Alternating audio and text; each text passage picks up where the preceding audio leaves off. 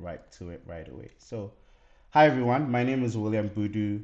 I'm a co-founder of Magnolia Community, and we're so happy to have you on today. This is the Career Chat series, and we have so many different people come on board, talk about different professions. And today we have a very good friend of mine in Adzo Baku, who would be coming to talk about various things, what she does, and she's an investigator, extremely intriguing. So we'll bring her on to tell us a little bit about herself before we go ahead and start. So, hi Ajo, how are you? Hi, William. Hi, everyone. I'm well. I'm happy, and I'm excited to be here. When I'm asked to tell a bit about myself, I typically don't know where to start from because there's so much to say, but I'll give it a shot.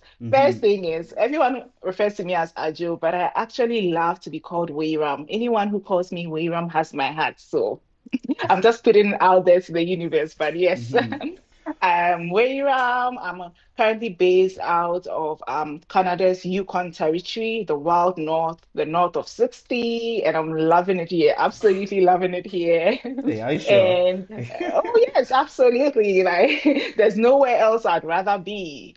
And I spend my week doing like different things. I love to cook. So during the week, I'm typically looking up recipes, like scheming my next meal, looking for Mm-hmm. plating ideas, something fascinating. And I spend most of my weekend doing that. I don't know how to dance, but I also love to dance. So there are times that like I'm just playing music and having a party, like a one-woman party by myself. I love some good music. I love to dance, Yeah, as I've already yeah. said.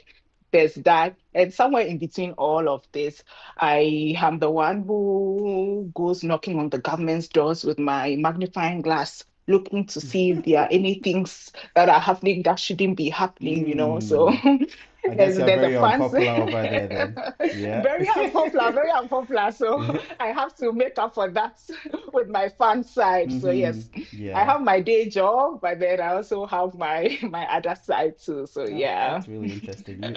You really need to send us a clip one of these days. We'd like to see your dance moves. What's your Absolutely. I favorite? got you. Oh, my favorite. Yeah. Or you don't have one, Is you just it? freestyle. Please, I freestyle. I go with the groove and the vibes. Nice, nice, nice, nice. Awesome, awesome. Thanks, Ajo, Yeah. for that introduction. So tell us, like, what is it that you do? You said, like, your title is investigator. What is that? Like, who's an investigator in your context? Okay. So the full title is actually investigator and compliance review officer, depending on what I'm doing and when. Mm-hmm. And I currently work with the Ombudsman, the Information and Privacy Commissioner, and the Public Interest Disclosure Commissioner. So I wear three different hats under three different mandates. So depending on what I'm doing, my role significantly differs. And I'll just walk you through. This may probably be high level, but I'll just walk you through as simply as I can. So Mm-hmm. the ombudsman typically investigates fairness. So fairness for citizens, fairness for the people. So then if a person thinks that a government office has been unfair, if a person thinks that an employee of the government has been unfair to them, or the government has done something which has resulted in some form of unfairness to them, they come and make a complaint to my office. And as the investigator, they'll see me make the complaint with me. I walk through with them and I investigate with them. So that's one hat. Another hat Mm-hmm. is under the access to information and protection of privacy mandate. And that again, I'll break it down into two. So there's the access to information bit. So you know that all citizens, all individuals are entitled to request for any information from the government, any information at all. It can be your own personal information or general information, and the Mm-hmm. government is mandated to give it to you. But what happens typically is that sometimes you are not, for various reasons, you don't get the information in full. They'll probably like print a bunch of papers and they're like reductions. So there's a lot of information which has been blacked out and all of that. And if you're not satisfied, you come to me and I will lift the veil and look underneath and see if there's anything you can get. So that's the access to information bit. Or sometimes you ask for some information and the government says like there are no records available. So then you come to Mm-hmm. me and then I'll investigate, I'll look into that and then see what we can do. And there's another part which is very sensitive, which is the privacy bit. And so I investigate privacy breaches. I conduct privacy impact assessments. I review privacy impact assessments. So, for instance, if the government is trying to launch a new program, a new policy, something of the sort, I would review typically, in some cases, they are mandated to provide a privacy impact assessment to my office. And then I would look through that and investigate all of that to see that all the parameters for the protection of individuals' personal information and other sensitive information is being met. And again, we all know about privacy breaches. So if you think that someone leaked your information some way, somehow, but there's been a huge privacy breach and your sensitive details have been involved, your personal information has been involved, you would come to me. And again, there's also the personal health information bit. So if for some reason some sensitive health information has been disclosed in a way that you think it Mm-hmm. should not have been, you'd come to me and I'll look into that. So then that's the Yeah. access information and privacy bit. And then my last hat has to do with the public interest disclosure. So disclosure Mm-hmm. of wrongdoings. So again, this one is an interesting one and it's only limited to employees of public bodies. So then if you think that like the government for some reason, your office for some reason is engaged in some gross mismanagement of funds, or you think that they are acting contrary to an act, or you think that the government is doing something that is going to cause significant harm to the life and safety of individuals or to the environment, again, you come and see me. We'll talk through. I'll typically open an investigation where I think there is, and I will look into this. I'm sorry if this is a lot of information and if it's high level, but it's just a summary of what I do day to day. No, no, but that sounds very, very interesting. And like, if I, based on what you said, basically you do different types of things and you deal with the ombudsman, talking about fairness, access to information. You do privacy breaches and then like public information things. So like, if there was someone who had, an issue um, under one of these categories and it had some criminal components to it. First of all, do they come to you directly? And second of all, is that under your jurisdiction or not? Yeah, so again, people come to us all the time for a lot of things, but then we do not prosecute. So then criminal stuff are not under our jurisdiction. So we'll make a referral. That's typically like a police issue. So then you come to us and then we look at the issue as a whole and see if there are any components that we could look into. But then if Mm-hmm. it's entirely criminal or if it involves prosecutions or anything of the sort, we'll refer you to the Royal Canadian Mounted Police, which we all know around here as the RCMP, and Mm-hmm. we'll look into that. Mm, mm, mm. That makes sense. That Mhm. makes sense. So, what Yeah. at drew you to this investigations and public sector oversight thing? Like, where did you hear about it from? Like, what at drew you then, and why did you decide to move up to Yukon? I know there are lots of myths about it and stuff, so it must have been a very interesting role to take up, considering all those factors. So, what made you move there, and what made you move to that type of role? So, two things. Let's talk about how I got here, and then we'll talk about how I ended up in the Yukon. So, Mm-hmm. how I got here, I have a background in legal research. So typically, I think just before I moved to Canada, like after my LLB, I pursued my master's in international affairs and diplomacy. And right after that, I started working as a legal researcher on a global interdisciplinary research project. Soon after, I moved to Canada for a second master's, my master's in public administration, which has like a public Mm-hmm. policy component. So after my master's, or during my master's, actually, I was privileged to get an internship opportunity, a co-op opportunity. So I worked as an analyst under a co-op term with Elections Saskatchewan. And that will involve like regulatory oversight, like but that was specific to elections, right? Mm-hmm. But then it was the same foundational pieces. We had to work with the Elections Act. We had to do a lot of reviews, analysis, critical thinking. So there's that. So I built some experience there. Then when I finished school, the first role I landed was with the Saskatchewan Information and Privacy Commissioner as an access to information and privacy analyst. And again, that involved a lot of like legal and legislative um, analysis, a lot of compliance work, a lot of digging and delving. So then that's just how my trajectory has been. So when my term with Saskatchewan was coming to an end, I saw a very fun opportunity. And of course, I mean, as individuals, you always want to grow, right? You want to challenge yourself. Mm-hmm. And the first time I saw, I thought this role, I was like, wow, this is a challenging role because Yeah. in other provinces, right, the three offices I've spoken about are separate offices. The ombudsman is separate, like they do a separate different thing from information and privacy commissioner, and then the public interest disclosure commissioner will be a separate office. But just because I'm in the Yukon and it's a smaller territory now, we do the same thing. But anyway, so I saw it as mentioned 3 in 1, and I'm like, oh my god, like this would be challenging. And I read a job description, and I kid you not, the job posting was like 3 pages. I kid you Ish. not. It was so dead. And I'm like, wow. It was quite intimidating, but Mm-hmm. I guess I was at a point in my life where I wanted to challenge myself. And I'm like, I really I wanted to prove to myself that I can do it. So I gave it a shot. It was by no means an easy feat. It was like a 3 or 4 stage interview process. And yeah, God Wow. came through, Wow. and then I ended up here. So I guess in summary, like to summarize what I said, I guess it's just been a combination of my previous professional and academic experience, like my legal background, my research background, and again, in my master's, I learned a lot about like the public sector. If you are doing public sector investigations, if you are doing public sector oversight, you need to understand how the public sector works, right? In order Mm-hmm. to do all of this, you need to understand how, like, how does a policy cycle even work? This investigation, this policy that I'm looking to, this procedure that I'm looking to, some background against how the procedure, the policy even came into being, Mm-hmm. and gives you a more holistic view to approach everything, right? So yes, my legal background, my policy, and oh yes, the diplomacy bits. That's one thing I thought I would never use.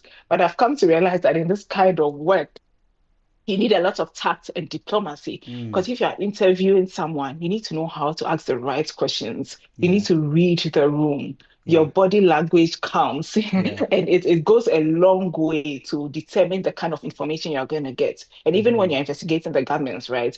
Like they will have their backs up. Once they hear about you, they're going to have their back up. But then how do you form that relation? How do you let them, come to your level? How do you let them open up to you and give you what you are looking for, right? To be able to change systems and make meaningful findings and all of that. So, well, yes, it's been a long journey, Mm-hmm. but we are here now. And I guess like if you asked me 5 years ago, I really don't know where I would have been or what I would have been doing. But life has just evolved beautifully, and we're here today. Wow. Now, you had a question about the Yukon. Yeah. What specifically Yeah. do you want to know? Is it as cold and isolated as people say it is? And like, what if it is, what would draw someone up there? Like, what is over there that someone would want to move for? Well, I moved for a job, so there's that.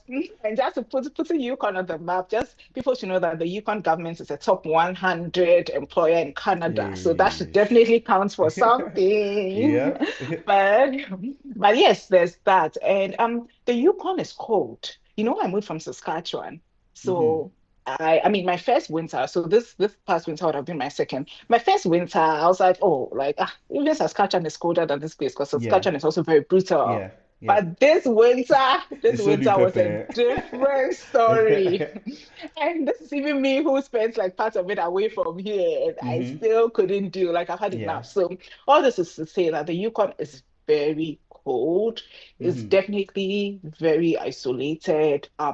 Because like there's just like one superstore. I mean, if you're Canadian, like there's one superstore, there's one Walmart, there's one Canadian Tire. So Mm-hmm. it tells you a lot, right? Yeah. Everything Yeah. is situated downtown. Like if you're living in another province, like all the suburbs have like different stores and stuff like that. Everything in the Yukon is situated downtown. And then all the other and what everything left is like mountains and trails and trees Mm-hmm. and wildlife. Yeah. So there's that, but it's a beautiful place. It's definitely not for everyone. And I like it here. I like it here. I have met amazing people, and I have an amazing friend circle. I know they are all out here, so shout out to my people. But yes, like it was funny because coming up, a lot of people were like, are there blacks here? I hear people in the Yukon take antidepressant pills. Are you going to meet blacks? And then like back to back to back, I've just been people meeting like my age mates who are doing like Yeah. big things in government, in property management, like Yeah. in cybersecurity. Like I'm like, hey. Yeah. Like people our age who are killing it here. So it's really not as I think that Yukon just had like it has a lot of bad PR, which is Mm-hmm. understandable though. It's a Mm-hmm. territory. It has under 50,000 people. You cannot Yeah. compare it to a province, Yeah. Alberta, that has over like 1 million people or Mm-hmm. something of the Mm-hmm. sort. Yeah. So I think that some of the PR is exaggerated and it's definitely not unlivable. Like a lot of us are doing here. I'm doing well here. We are thriving here. We have support system. We have a beautiful community. So yes, that's it Yeah. about the Yukon. Interesting. And I also read online, I don't know how true, but I hear that a lot of roles also compensate people for moving up there because they know that it's a Herculean task. But is that true? Is that Oh actually yes. true? Yeah. Oh yes, it's true. And I mean, Mm-hmm. when you live here and you file your taxes, there's I think there's like the Northern living allowance. There are Mm-hmm. like some benefits that come up with living here because as I said, it's understandable that it's secluded and it's quite different from what you typically expect, right? Yeah. So there's a lot of compensation. I think it also depends on where everyone is like, where are you in your life, in your career, Mm-hmm. and what are you looking for, Mm-hmm. really? It's on a case-to-case basis, not for Mm-hmm. everyone, but I mean, some of us are here and are thriving and are doing Yeah, well. So, yeah, yeah. We can all see that. Anyway, yeah, thanks for that. Thanks for that, and yeah, enlightening us about Yukon as well, because a lot of people, yeah. even within Canada, don't know too much about it. So yeah, thanks for letting But us it know is that it's beautiful. beautiful. I can't stop Exactly. talking about like especially in the summers. Oh, I should have mentioned, we are the Mm-hmm. land of the midnight sun. Like in the Hmm. summers, our sun doesn't set. Like Hey, sometimes all this hype. yeah, at Eh? 12 p.m. No, William, at 12 a.m. Have you ever seen the sun as bright No, I as haven't. what we have now at 12? So like and it's only in the Yukon really. So we are the land of the midnight sun. Like we Mm-hmm. have amazing rivers, amazing water bodies. Like we Mm-hmm. have, like you're in Alberta, so but like Yeah. if driving up to Banff and all those lakes and things, right? Yeah. Like sometimes you have to drive out, but we live around those things, Yeah. like downtown, Yeah. like we have the Yukon River. Mm-hmm. That is it's definitely like when we're talking about nature and everything, I think it's like one of the most beautiful places in Canada for sure. But it's a Mm. balance, so Awesome. We'll definitely come up there one day. One you day. should. One day. So tell us more about your role. What does a typical work day or work week look like for you? So my work day starts at 8:30, so Mm-hmm. 8:30 to 4:30, and I get in at 8 o'clock every day. I really Mm-hmm. like to stay on top of my files. I really like to be in the right headspace just before the day starts. And with the way like the investigators on my team, so we are three investigators on my team, and we each have a 10 for intake. So Mm-hmm. I guess I'll just walk you through a typical intake week. So if I'm on intake, then that means that I'm the one answering the phone calls, I'm the one providing information on the fly, I'm responding to emails, I'm dealing with all the complainants that are walking in. Mm-hmm. So yes, so that's how my week looks like. And so like a lot of people always come in really like people are emailing, oh, this person, like I had this information there. Do you think it's a privacy breach? Or the government did this, I asked for this information and they're telling me that no information exists and I want to file a complaint. How do I go about it? So I'll send a complaint form. Or some people like, there's this issue that's really troubling me and I really need to speak with someone immediately. So I'll Mm-hmm. direct them to our office, ask them to come in. So I'll go into the intake room with them and I'll do what we call intake. So what's that? Like I listen to their story and try to get investigatable issues from the story. Mm-hmm. Because what happens is that typically when something is bothering someone, when someone has an issue they want to complain about, it comes with a lot of noise. They are going to tell you, they're going to take you back to 1990 and they're going to take you to 2000 and they're going to go to 2024 and this happened and this happened and this happened. And this is where we are now. And as an investigator, what do I have to do? I need to summarize this information and I need to pin all of this down to the investigatable issues. Mm-hmm. So I hear a lot of things. I try to weed out all the necessary bits and I narrow this down. So I mean, what this will look like, so what this will be would be like engagement. So I try to rephrase their issues. Oh, so what I hear is this. So what I understand is this, Mm-hmm. correct me if I'm right. Mm-hmm. So after all that back and forth, we agree on what their issue is, what their complaint is. Mm-hmm. Now, once I know that down, I need to manage expectations. So then I walk them through our mandate under the act. So, I mean, depending, and sometimes like they just come to our office because they've been directed to our office. They don't even know which mandates that we are operating under. So I'm like, okay, so what I hear is an ombuds issue. Sounds like you think that the service provided you was not fair. So then I'll walk them through my mandate under the Ombudsman Act and manage the expectation as to what I can do or what I cannot do. Mm-hmm. Typically, some people will come and say, I need that person fired right now. I need you to report that person to the police right now. Mm-hmm. I'm sorry. In as much as I would love to do that for Yeah. you, I can't.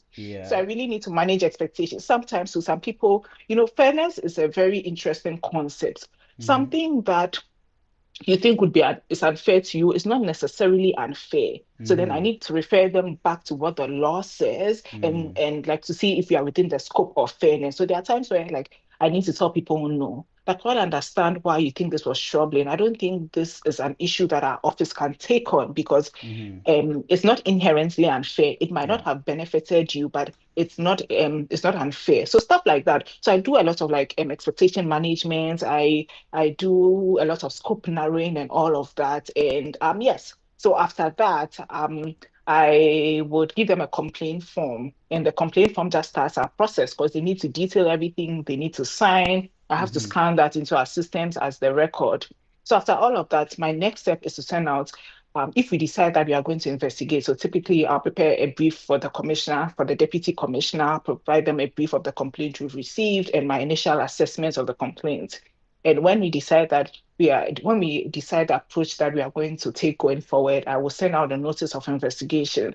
Now, this is Mm-hmm. an important part of our work because it pins out all the issues that we are going to investigate. Mm-hmm. And it's important to send this out because sometimes when complainants come, they do not know what exactly they want you to do for them. They Yeah. just know that they're upset and like something is not wrong and all of that. But my notice of investigations outlines the parameters of our investigation to make sure that we are all on the same page. And I do this because I do not want to get to the end of the investigation and have someone come in and say that, no, I told you I wanted to complain about William and I don't see William's name on the notice of investigation. That's not my complaint. Yeah.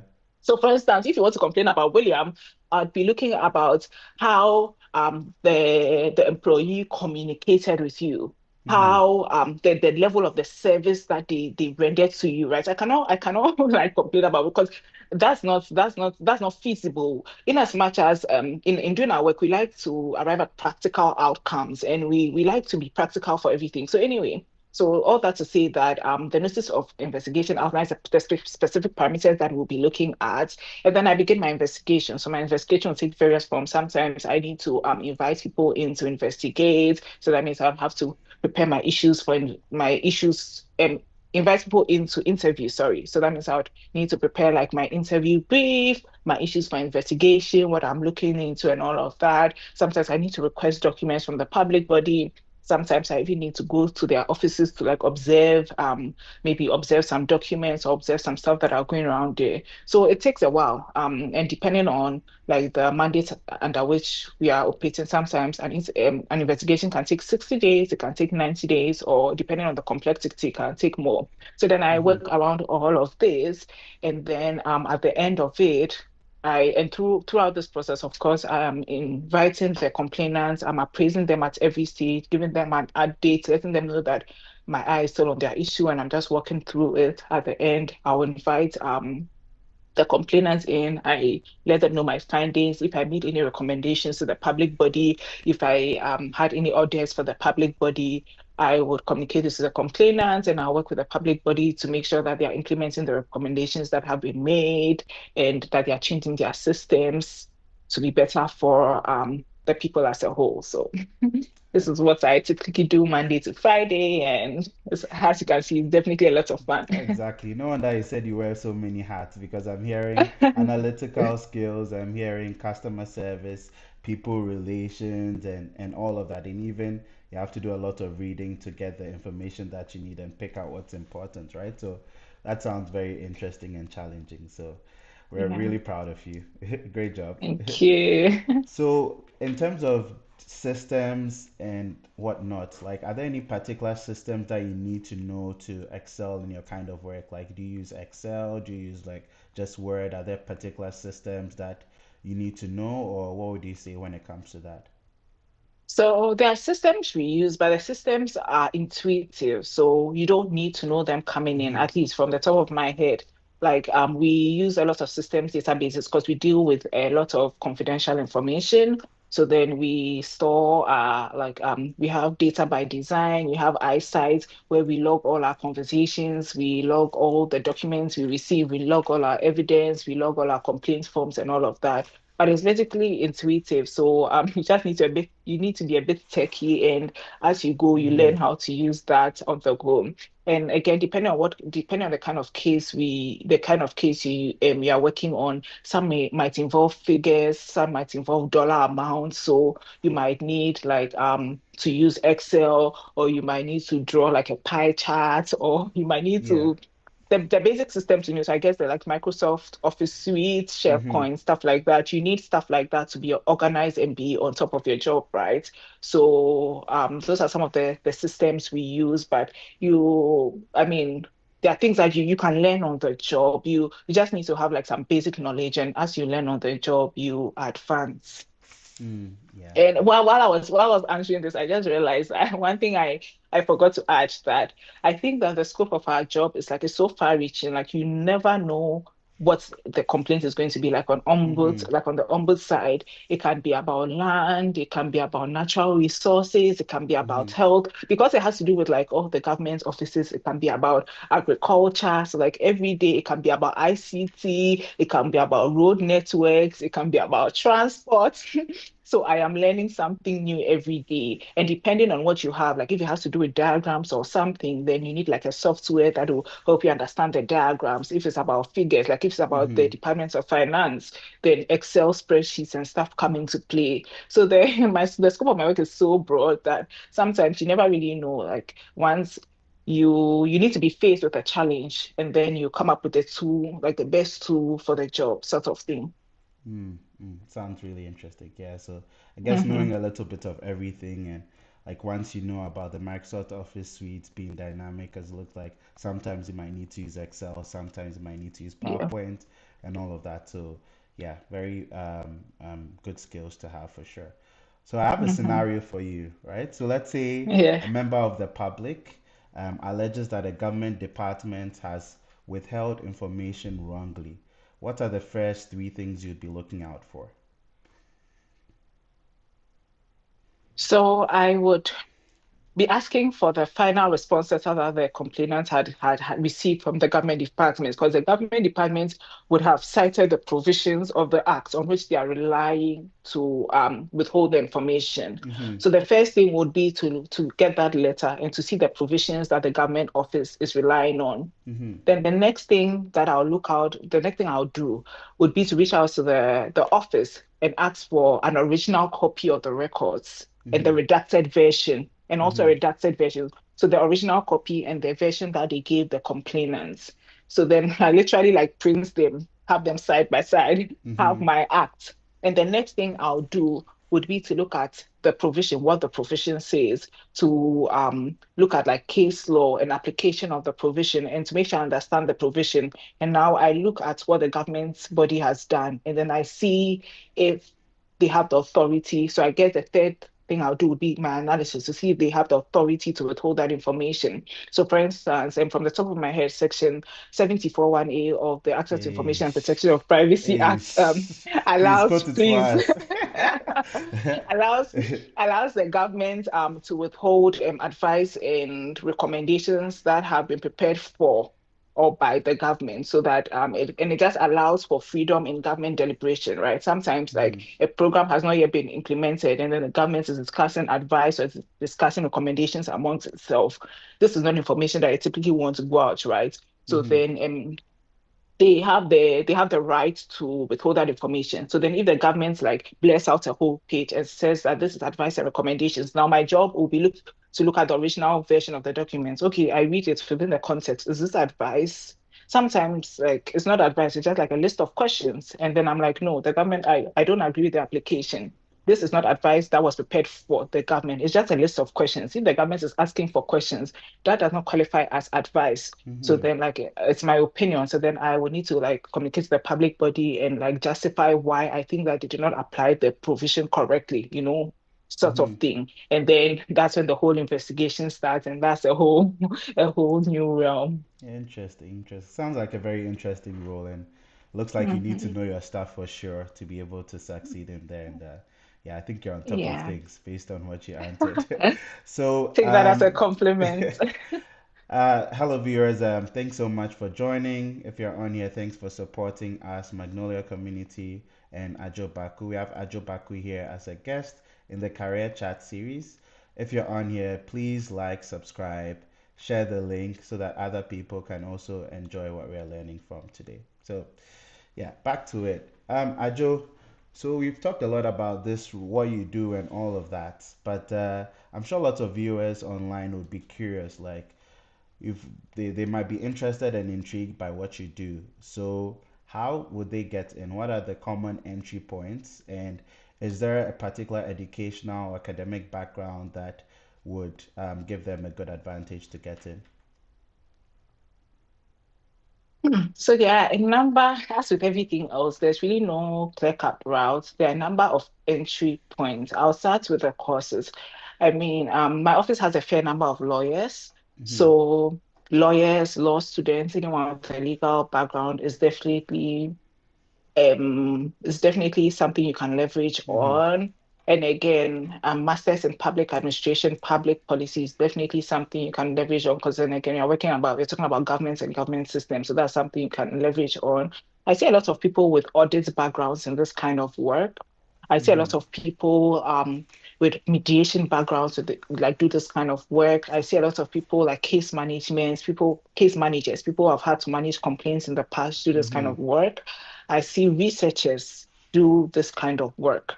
Mm-hmm. So yes, I guess there's that. Like that's one side. And for people that are in Canada, right? Like for students that are in Canada and who who are still trying to find their way, I think that internship opportunities and co-ops is another nice way to get in. Mm-hmm. So for instance, and when I this role it piggybacks off other roles, so like policy analyst roles, program analyst roles, and legal research roles and all of consultant roles and all of that. So Yeah. I think that like depending on what you're studying, so you necessarily don't need to study like policy or something of the sort to get into this. For instance, if you're studying if you're in a health field or if you're in an economics field, you can look for internship opportunities, co-op opportunities, or opportunities to enter the government as like an economic policy researcher, a health policy researcher, an agricultural policy researcher, like stuff like that. So there's that route too. And once you get in that way, the foundation is always the same: critical thinking, attention to detail, research skills, good verbal and written skills. Mm-hmm. I guess the foundation is always the same: people skills in all those kinds of roles. So Yeah. then once you do that for a while, you get the foundational skills, you get the soft skills, the skills I like to call transferable skills. Mm-hmm. You get that, and then it's always easy to move into roles like this after a while. Um, I guess yes, a lot of this is also like I've seen people do this kind of work that have done like various things. They've done various things. I think a lot of it comes with experience too, Yeah. like just building experience from different things and rising up the ladder. I think that's another way by which people get up. Like I've seen people who have done customer service roles in the past and have branch off into investigator skills. I've done people seen people who have done like policing in the past, like police investigator, criminal investigations, Mm-hmm. and all of that. I guess the focus on all of this is the transferable skills Mm-hmm. that you build and the Mm-hmm. transferable skills that you are bringing to the table, really. Because Yeah. the foundation of this work, I find, is really not what you ask, but Mm-hmm. how you ask it, Mm-hmm. right? It's really because sometimes like one of the biggest things for me has been if you want to be an investigator, right? You cannot be asking yes or no questions. Did you Yeah. do this? Did Yeah. this happen? You are not going Yeah. to, you're not going to, you are never going to find any Mm-hmm. information. So I find that people who know what they are looking for and how to ask it. So typically, like I'll ask, mm, like, oh, can you walk me through this? Mm-hmm. Can you can you walk me through this? Can you let me know what exactly happened on this day at this time? Stuff like that. You're asking an open-ended question, and then Mm-hmm. and allows you to get a lot of information. So Mm-hmm. there's just like stuff like that. And some of these are skills that you develop over time. You Yeah. don't learn in one day. So Yeah. the knowledge bit of this role is one thing, but Mm-hmm. then the soft skills is another thing. So people can definitely get into this role by just like leveraging on whatever skills they have, building soft skills, and just spinning it around into a role like this or any similar role that they are interested in. Awesome, awesome, awesome. Thanks so much, Ajo. Yeah, so looks like people who are lawyers, have an MPA background, public policy, or in fact anything at all, as long as, like you said, the key thing is selling yourself, marketing yourself. I can't stress overstress the importance of that. Because yeah, people may be doing something that they think is not very related, but it's really how you sell it. Because as Ajo was saying, like there's lots of people skills in what she does, a lot of analytical skills. It's really about not what you ask, but how you ask the question, right? So I think that is key for us to always acknowledge that, and not just in this particular field. If you're in one field and you're considering pivoting into something else, just think about it. What are the skills they are looking for, and what are the transferable skills that I have that I can pitch to them and say that, okay, I haven't done this specific role before, but this is what I've done in my role, and this is how I think it will make me a perfect fit for it. So thanks so much for that, Ajo. Um, Yeah. so viewers, as we're going along, please feel free to drop your questions. Any question at all that you have for Ajo, please drop it in the chat. I would have a question session at the end. So please drop your questions, anything at all that you want to ask within reason, of course. But yeah, ask your questions, put them in there, and then we'll go ahead and answer them as time goes on. So yeah, thanks so much, Ajo. So Ajo, what would you Mhm. say separates an average investigator from an exceptional one?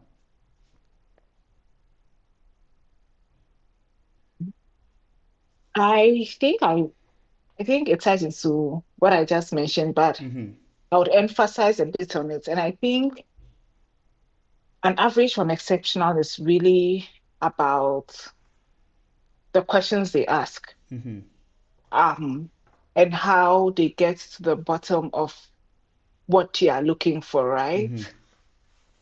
Um, Sometimes you you know what you want to get to, but Mm-hmm. there's a way that you ask it. There's a way you position your up there's a way you position your questions, and that's really what gets you to the end, to the bottom, Mm-hmm. I guess. So I guess one of the biggest things that separates them is their interviewing or question asking skills. Like Mm. I told you before, like I would not, when I'm doing an investigation, I don't ask, oh, what happened, or this day did you do this? Because then the person Yeah. just says yes, Yeah. no, and then you are stuck. Yeah. Like, well, what's the next question you're going to Exactly. ask? But if you ask a big picture question, like Mm-hmm. a good investigator asks a big picture question, sometimes, because I always say that you don't know what you don't know. And coming Mm-hmm. to the investigation, I don't know what I don't know. So Mm-hmm. walk me through, narrate what happened to me. How did you process this request? How did you treat this individual? What did you hear?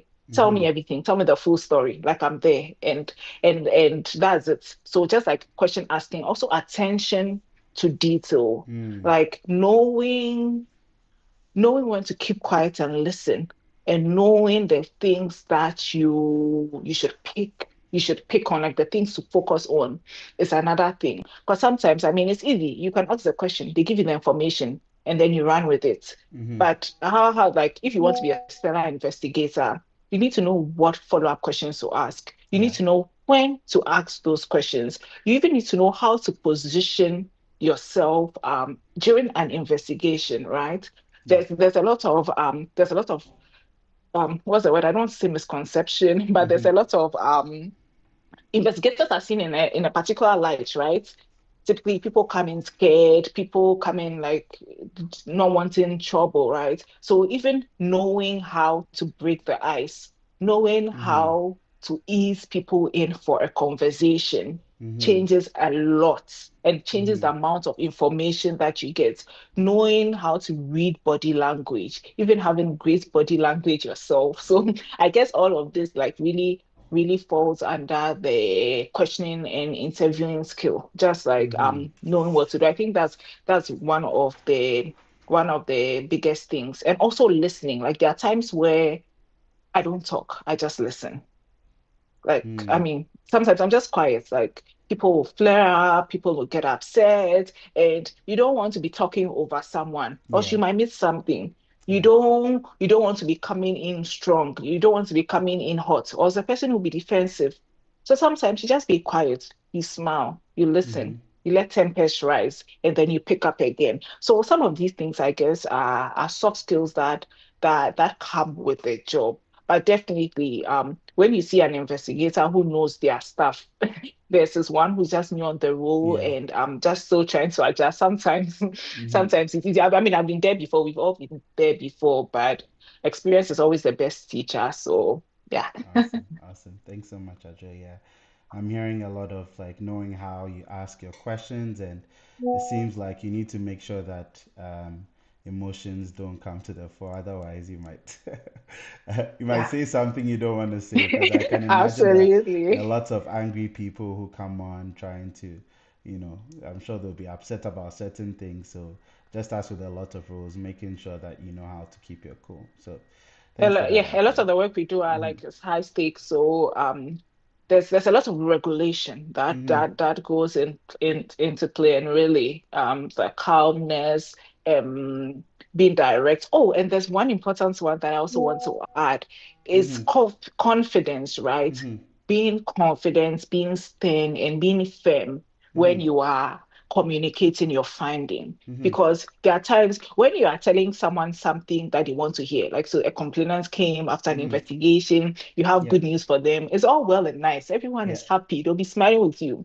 But if you have to deliver some hard information, if you have to say, oh, well, I didn't find any unfairness here, or well, I think the government didn't wrong you. Mm-hmm. Tempers are going to flare. So are you Yeah. are you trying to say they can always just do this and get away with it? Are you Yeah. trying to say, and then they're literally going to come at you? But you need to be firm. And well, this is my investigation, this is my finding, I have completed, and I will be closing the file. Like, you really need to be firm and confident in your conclusion. Well, I have reviewed this with the commissioner, I've reviewed this with the deputy commissioner, we are comfortable with where we landed, and this is what we have for you. Because if you are not confident, if you are not firm, people will just try to push you over and try to abuse you and all of that. So, I mean, that's definitely another skill that distinguishes or, yeah, separates investigators. Awesome. Awesome. Thanks so much, Acho. Well, all too soon. We are almost at the end of our session. The time went by so quickly. I don't know where the time went, honestly, because I've learned so much and I've been having so much fun. But so we'll take some questions that we have on there and then we will wrap up for today. So one question from, sorry if I butchered the name, Maraki. Should location, city or town be a deciding factor in the pursuit of one's career interest? What would you say about that? Oh, for me, Hmm. I think the answer is very obvious that I don't think it should be at all, because I'm in the Hmm. wild north. I would Hmm. have never thought that I'll be here, but the career brought me here and I'm here. I think that what individuals should be looking at is where are you in life? You will need to look at your context, really. Hmm. You have to consider where you are in life, what you are looking for, Hmm. and how where you are moving would be of benefit to you, really. If you are looking to raise kids, or if you have kids, you are probably looking like for a family-friendly town. You're looking for places where your kids can have a lot of Hmm. activities to do. If you are someone who likes your job, but also you want to party, you might want to find a place that you can have a bit of that. So you want to be Hmm. outside a bit more.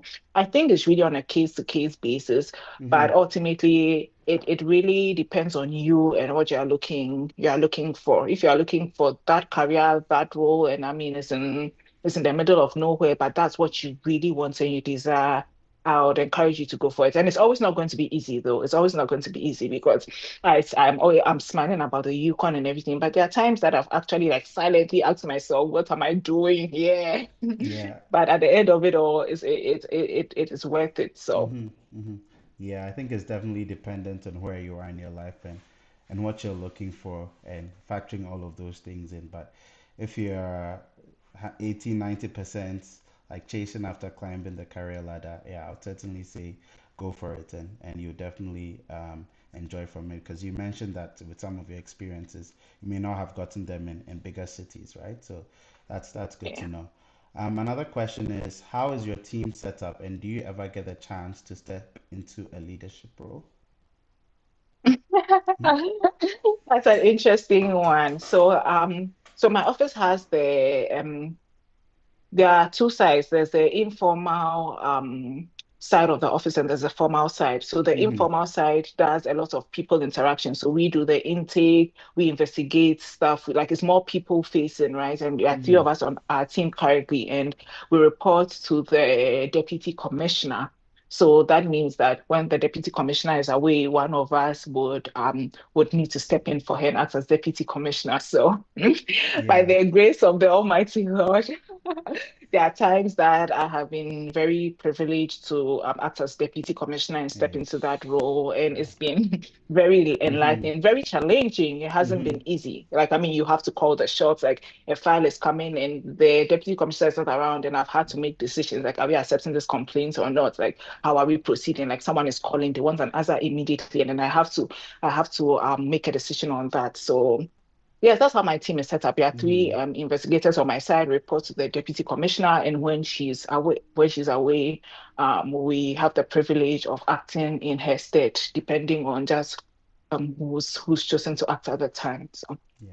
I think yeah, that's really good that you have that opportunity to step up and can definitely be leveraged for your next role for sure. So yeah, that's mhm. awesome.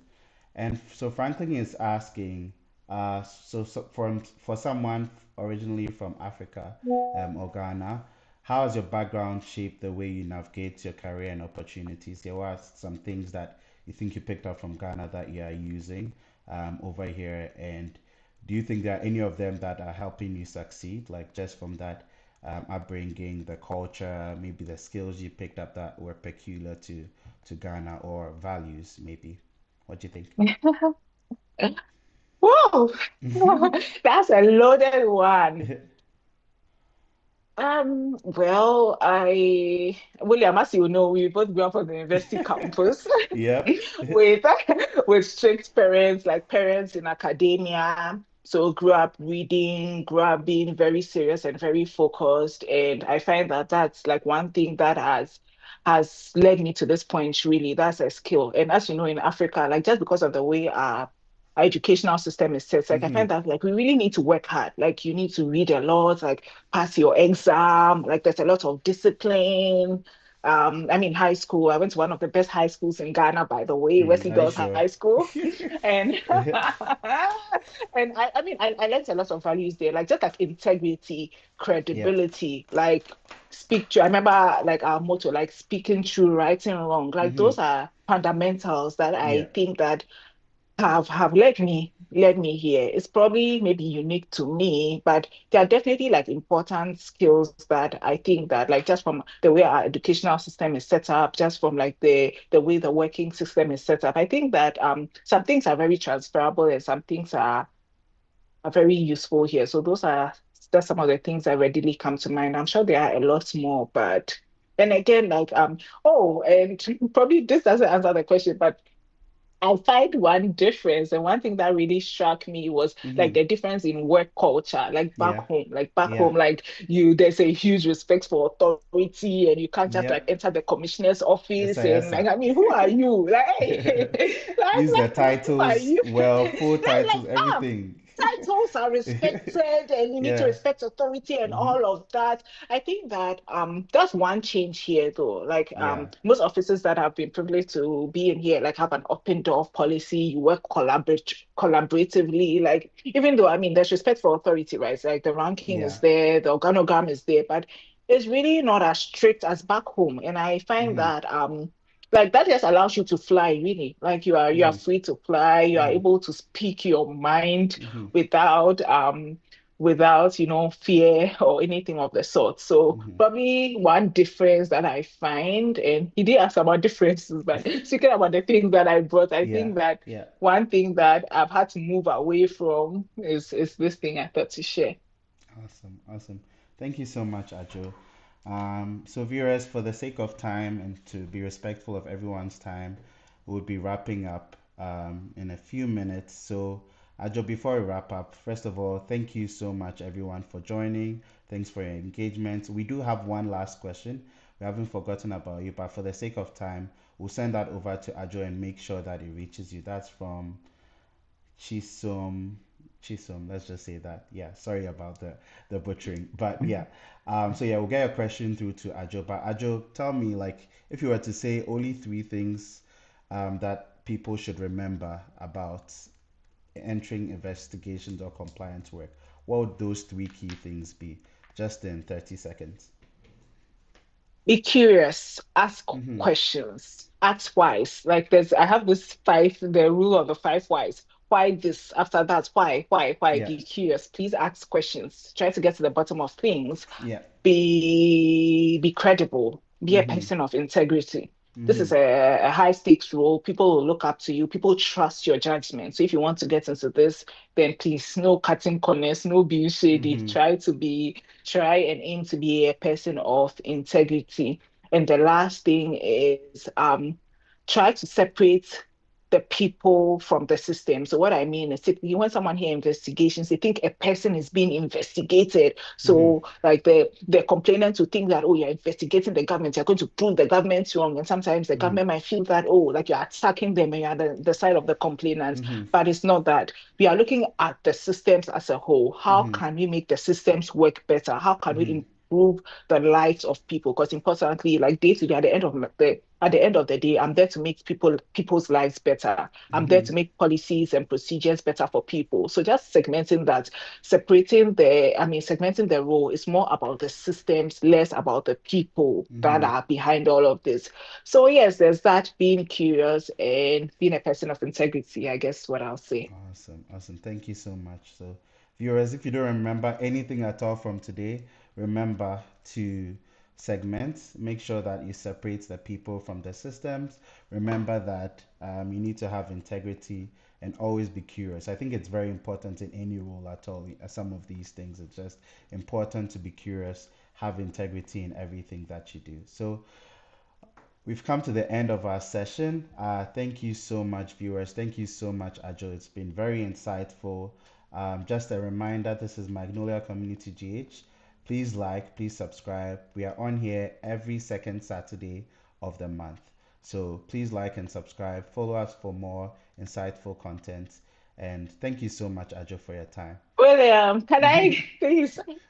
I really, really need to shout out to You my have friends one and my minute. family. Yeah, They've been first. really like, I mean, they've been awesome. I know definitely that Mhm, like a lot of my friends and family have been on this call. I just want to let mhm. them know that like from the depth of my heart, I really appreciate them and all they do for me. Like I've had like a very supportive circle and they really count for where I am today. Like they've pushed me, Yeah, they've challenged me yeah. and they've allowed me to fly. They've allowed me to soar. So Mm-hmm. grateful to all my family and my Mm-hmm. friends, and I love you all.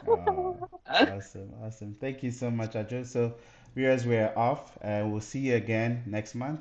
Thank you so much, and bye. Bye.